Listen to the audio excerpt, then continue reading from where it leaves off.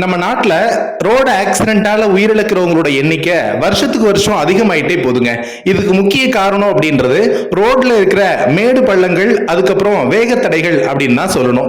அவசர தேவைக்காக நம்ம ஒரு இடத்துல இருந்து இன்னொரு இடத்துக்கு போறப்ப இந்த ரோட்ல இருக்கிற மேடு பள்ளங்களும் வேகத்தடைகளும் இருக்கிறது தெரியாம நம்ம போற டூ வீலரோ காரோ பைக்கோ எதுவோ பல அடி தூரம் தூக்கி வீசப்பட்டு அதுல டிராவல் பண்ணவங்க பல பேர் சில சமயத்துல உயிரிழந்தும் விடுறாங்க. இதே போல ஒரு துயர சம்பவம் அப்படின்றது சமீபத்தில் நம்ம புதுக்கோட்டையில கூட நடைபெற்றுச்சு. இதே மாதிரிதான் வேகத்தடைகளாலும் பல சமயத்துல ஆக்சிடென்ட் அப்படின்றது ஏற்படுது.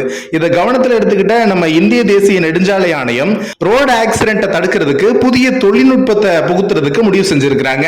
இந்த புதிய தொழில்நுட்பத்து மூலமா சாலைகளில் ஏற்படுற மேடு பள்ளங்களை அதுவே சரி செஞ்சுக்கும் அப்படின்னு சொல்லுது.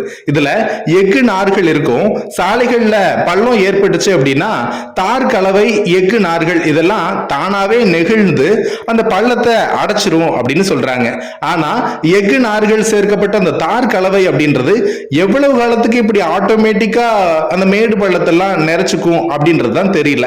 இந்த புதிய திட்டத்துக்கு செலவு கம்மியா இருக்குமா அப்படின்றத அலசி ஆராய்ஞ்சு மத்திய அரசு ஒப்புதல் அளிக்கும். இப்படி ஒரு புதிய டெக்னாலஜி அப்படின்றது நம்ம இந்திய சாலைகளோட ஆயுள அதிகரிச்சு போக்குவரத்து இடையூறு குறைக்கும் அப்படின்னு நகாய்னு சொல்லப்படுற இந்திய தேசிய நெடுஞ்சாலை ஆணையம் ரொம்ப நம்பிக்கையோட இருக்காங்க.